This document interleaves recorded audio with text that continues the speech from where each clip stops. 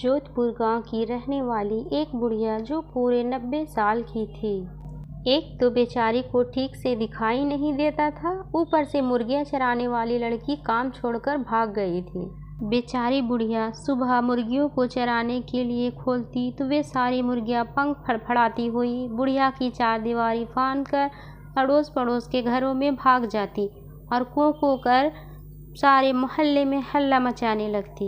कभी मुर्गियां पड़ोसियों की सब्जियों को खा जाती तो कभी पड़ोसियां गुस्से में आकर उन्हीं की सब्जी बना डालते। दोनों ही हालतों में नुकसान तो बेचारी बुढ़िया का ही होता था, क्योंकि मुर्गियां जिसकी भी सब्जी खाया करती वह बुढ़िया से लड़ने चला आता और बहुत भला बुरा सुनाकर चला जाता था। और जो लोग मुर्गियों को पकाकर खा लेते उससे बुढ़िया का हमेशा के लिए दुश्मनी हो जाया करती थी। परेशान होकर बुढ़िया सोचने लगी, बिना नौकरानी के तो मुर्गियां पालना जैसे मेरे बस की बात ही नहीं रही। भला मैं कब तक ऐसे डंडा लेकर इन मुर्गियों के पीछे भागती रहूंगी। जरा सा काम करने ही से तो मेरी सांसें इतनी फूलने लगती है। भला मैं मुर्गियों के पीछे कैसे भाग सकती हूँ। यह सब सोचती है और अगले ही दिन बुढ़िया नौकरानी ढूंढने के लिए निकल पड़ती है। लकड़ी टेकते टेकते नौकर की तलाश में पहले बुढ़िया अपनी पुरानी मुर्गी चराने वाली लड़की को ढूंढती है, लेकिन उसका कुछ भी अता पता नहीं चलता है। फिर वह उसके घर जाती है। वहां जाके मालूम होता है कि उसके माता पिता को भी कुछ मालूम नहीं है उस लड़की के बारे में। बेशर्म, बेहया, नालायक, दुष्ट लड़की, कहीं ऐसे भी भागा जाता है भला। ना आता है ना पता है, सबको परेशान करके रख दिया है। बुढ़िया बड़बड़ाती है और आगे बढ़ने लगती। थोड़ी ही दूर में बुढ़िया को बड़बड़ाते हुए भालू ने सुना।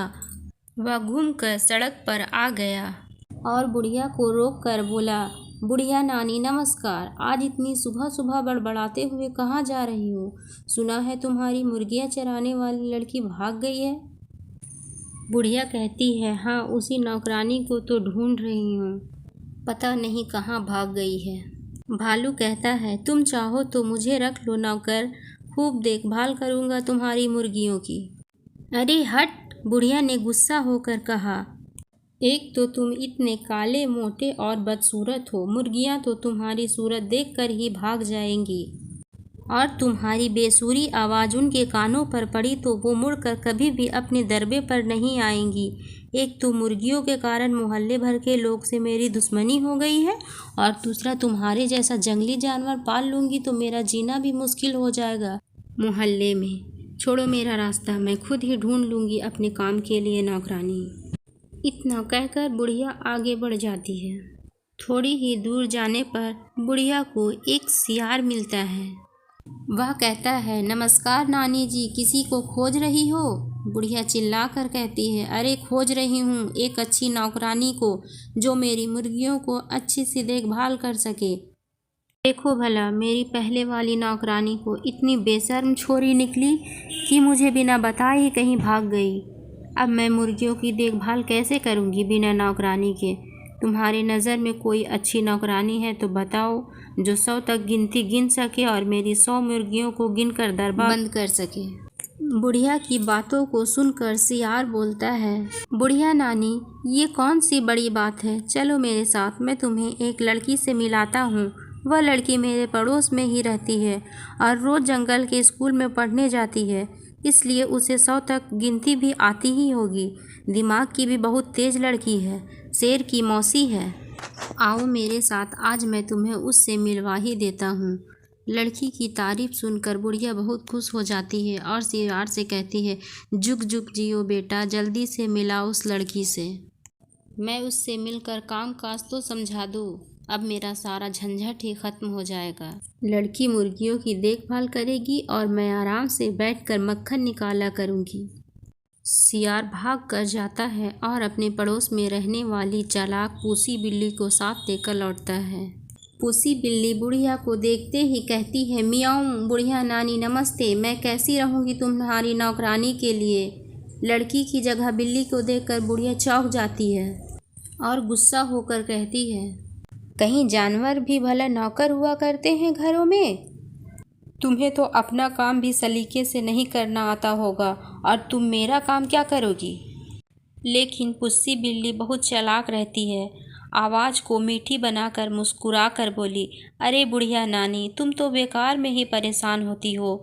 कोई खाना पकाने का काम तो नहीं है जो मैं नहीं कर सकूंगी। आखिर मुर्गियों की ही देखभाल करनी है ना। वो तो मैं खूब अच्छी तरह से कर लेती हूँ। मेरी माँ ने तो खुद ही मुर्गियाँ पाल रखी थी, पूरी 100। मैं गिन कर उसे चराती हूँ और गिन कर बंद करती हूँ। विश्वास ना हो तो मेरे घर चल कर देख लो। बहुत अच्छे तरीके से पुसी बिल्ली बुढ़िया को समझाती है। बुढ़िया बेचारी बहुत थक भी गई थी, अब इसलिए ज़्यादा बहस नहीं करती है और पुसी बिल्ली को अपने घर काम पर रख लेती है। पहले ही दिन पुसी बिल्ली मुर्गियों को दरबे से निकालती है और उन्हें खूब दौड़ाकर भगाकर पड़ोस में जाने से रोक लेती है। बुढ़िया पुसी बिल्ली के इस भाग दौड़ से बहुत ही संतुष्ट हो जाती है और घर के भीतर जाकर आराम करने लगती है। बेचारी दिन भर नौकर के लिए इधर उधर भटक रही थी, इसलिए बहुत थक भी गई थी। इधर पुसी बिल्ली देखती है कि बुढ़िया आराम करने चल गई है। मौका पाते ही वह पहले ही दिन 6 मुर्गियों को चट कर जाती है। बुढ़िया जब शाम को जागी तो उसे पुसी की इस हरकत का कुछ पता नहीं लगा। एक तो उसे ठीक से दिखाई नहीं देता था और उसे 100 तक गिनती भी नहीं आती थी। फिर भला वह इतनी चालाक पुसी बिल्ली को कैसे पकड़ सकते थे। अपनी मीठी मीठी बातों से बुढ़िया को खुश रखती और आराम से मुर्गियों को मार कर चट करती जाती। पड़ोसियों से अब बुढ़िया की लड़ाई नहीं होती थी, क्योंकि मुर्गियां अब उनके अहाते में घुसकर शोरगुल नहीं करती थी। बुढ़िया को पुसी बिल्ली पर इतना भरोसा हो जाता है कि अब वह मुर्गियों के दड़बे पर जाना ही छोड़ देती है। धीरे धीरे एक दिन ऐसा आ जाता है कि अब दड़बे में 20-25 मुर्गियां ही बचती हैं। उसी समय बुढ़िया भी वहां टहलने के लिए आ जाती है। इतनी कम मुर्गियां देखकर बुढ़िया पुसी से कहती है, क्यों रे, तूने मुर्गियों को कहाँ टहलने के लिए भेज दिया है। पुसी बिल्ली झट से बात बनाती है और कहती है, कहाँ भेजूंगी बुढ़िया नानी, सब पहाड़ के ऊपर चली गई हैं। मैंने बहुत बुलाया लेकिन वे इतनी शरारती हैं कि वापस आती ही नहीं हैं। ओफो, ये शरारती मुर्गियाँ। बुढ़िया का बड़बड़ाना फिर शुरू हो गया। अभी जाकर देखती हूँ कि ये इतनी ढीठ कैसे हो गई है। पहाड़ के ऊपर खुले में घूम रही है, कहीं कोई शेर या भेड़िया आ ले गया तो बस। अभी आती हूँ मुर्गियों को देखकर। ऊपर पहुंचकर बुढ़िया को तो मुर्गियां नहीं मिली सिर्फ उनकी हड्डियां और ढेर सारे पंख। बुढ़िया को समझने में देर नहीं लगी कि यह सारी करतूत पुसी बिल्ली की ही है। वो तेजी से नीचे घर की ओर लौटी। इधर पुसी बिल्ली ने सोचा कि बुढ़िया तो पहाड़ पर गई है, अब वही सिर पकड़कर रोएगी, जल्दी आएगी नहीं। तब तक क्यों न मैं बची हुई मुर्गियों को भी चट कर लूँ। यह सोचकर उसने बाकी मुर्गियों को भी मार डाला। अभी वह बैठी उन्हें खा ही रही थी कि बुढ़िया वापस लौट आई। पुसी बिल्ली को मुर्गियां खाते देखकर वह गुस्से में आग बबूला हो जाती है और पास में ही रखे डंडे से पुसी बिल्ली की बहुत पिटाई करती है और उसे मार कर अधमोरा कर देती है और वह बिल्ली भाग जाती है।